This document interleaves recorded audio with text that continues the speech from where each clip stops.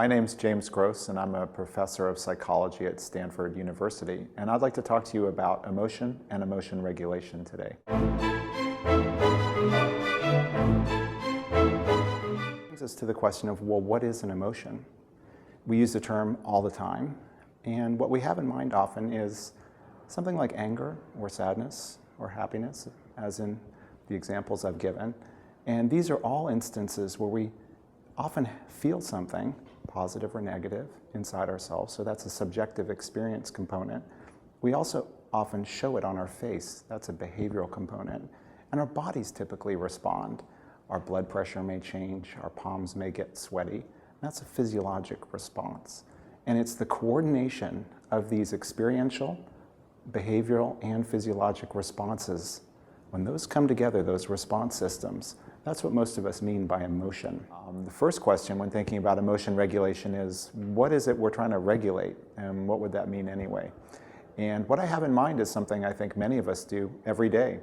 When we're feeling a little grumpy in the morning, we try to not let that show, perhaps as we walk in the door at work.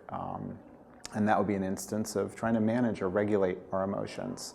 Other times we might be feeling sad, kind of discouraged, but need to go out to a party and don't want to be a downer, so we try to change how we feel.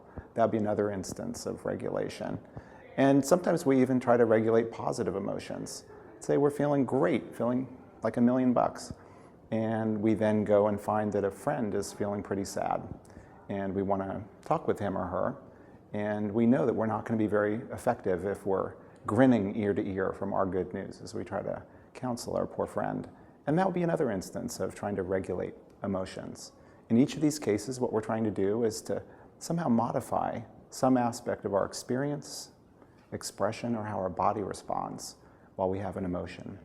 And again, emotion regulation is this effort to influence which emotions we feel, how they're expressed, and how they play out. And in my work, and my students' and colleagues' work, we're very interested in understanding what people do when they try to influence or regulate their emotions.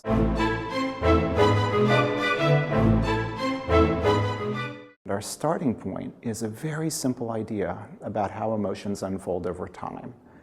And this is an idea that's so common, we actually call it the modal model of emotion. The starting point is the idea that emotions start with a relevant stimulus that's then attended to. You pay attention, and then you evaluate that in light of your goals, and then you have responses, experiential, behavioral, and physiologic responses.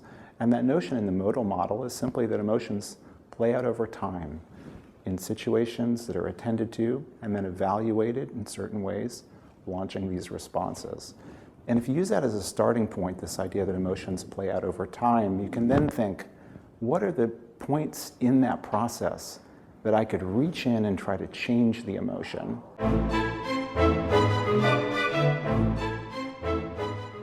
That's led us to devise what we call the process model of emotion regulation. And again, it's very straightforward. It's the idea that there are times when we can actually avert the emotion altogether.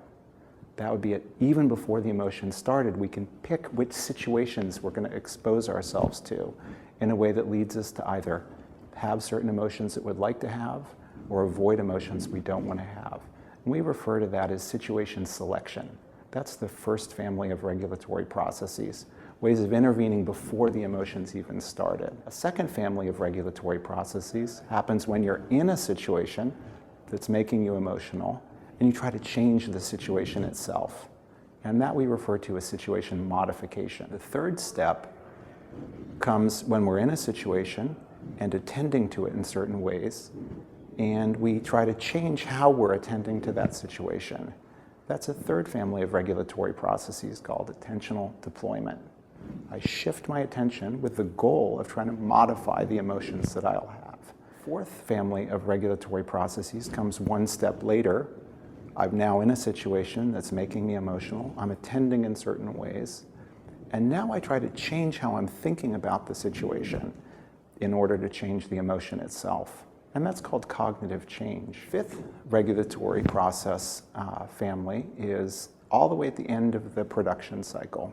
Emotions are playing themselves out, and we then try to modify the emotion itself, either the experience, the behavior, or the physiology.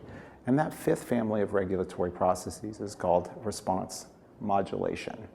So 5 families of regulatory processes built on this very simple modal model of emotion, taking advantage of the idea that as we process information that leads us to become emotional, we can reach in and try to intervene at each of these different points in the emotion generative process.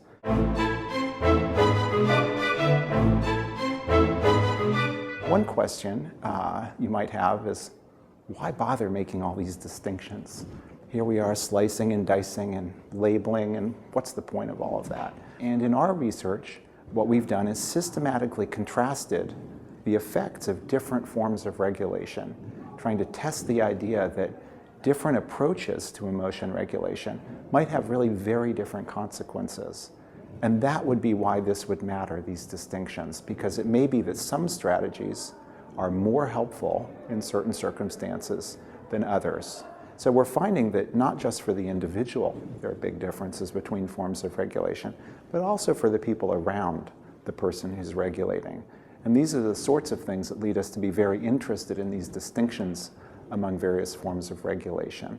Although I've featured just one type of difference, there are actually many, many studies now on all the many different types of regulation, and we're learning lots and lots about the ways people do regulate, what their goals are, what they're trying to achieve, and which strategies seem to be most effective for different people in different contexts.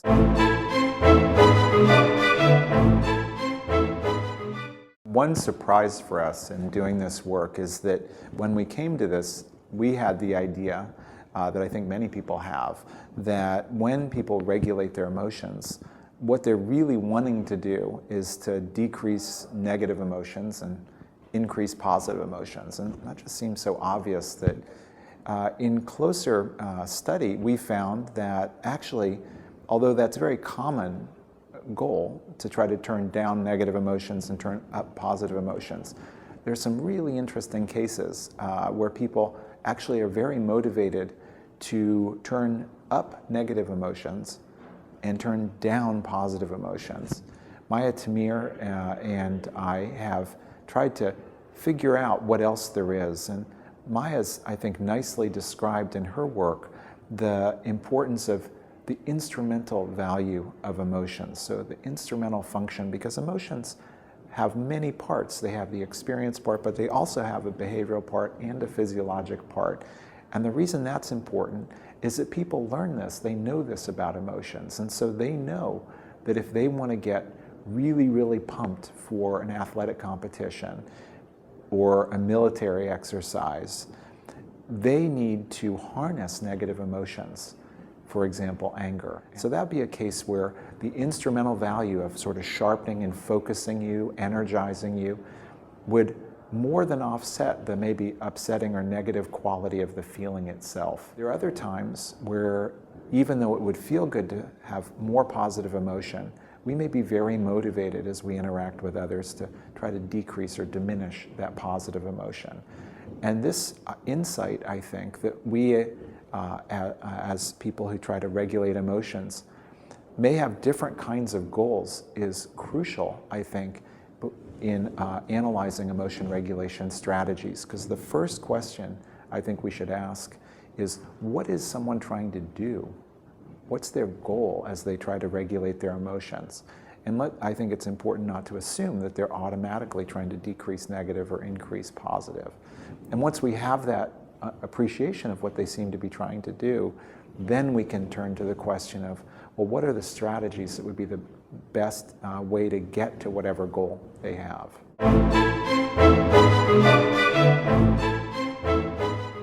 One of the lines of work that I'm very excited about now is that we and others are trying to translate these basic insights into emotion and emotion regulation into a better understanding of the mechanisms that underlie different forms of intervention for psychopathology. And we think, and others think, that if we can better understand emotion and how people regulate emotion when they're healthy, this will really give us some powerful insights into what goes wrong in disorders like the anxiety disorders or the mood disorders such as depression. In my lab, we're very interested in studying the emotion regulatory processing in people with autism or social anxiety disorder, other psychiatric disorders, and carefully looking at interventions and seeing how these interventions change the brain bases of emotional reactivity and regulation before and after therapy. One of the questions I sometimes get from my students is how I got into studying emotions and emotion regulation. And for me, I think I've always been interested in the tension between the motivation that follows from feeling or having emotions. They push us or pull us in certain directions. There's a tension between that impulse sometimes and the impulse that arises from how we think, because that also powerfully directs our behavior. As I began to take some psychology classes, I got more and more excited and then had the opportunity to study in clinical psychology with Robert Levinson at the University of California, Berkeley. And in my first year, I told Bob that I was really excited about studying emotions and how to regulate emotions. And I thought that for my first year project, what I'd want to do is to develop a library of film clips, short films that would elicit each of a number of specific emotions. He got this funny smile on his face and he said, "James, that's a good idea. We can get started with that, but let's not do everything at once." And that was Bob's very patient way of saying that I just described a lifelong research program, and I didn't appreciate that at the time. And I thought I'd be done with this in a few months and move on to other things. And Bob, in his very wise way, encouraged me to take just parts of that overall scheme. And here I am now, several decades later, as grateful as I ever have been for that advice, because I'm still, with my students and colleagues, hard at work on just part of what I described as my first year project.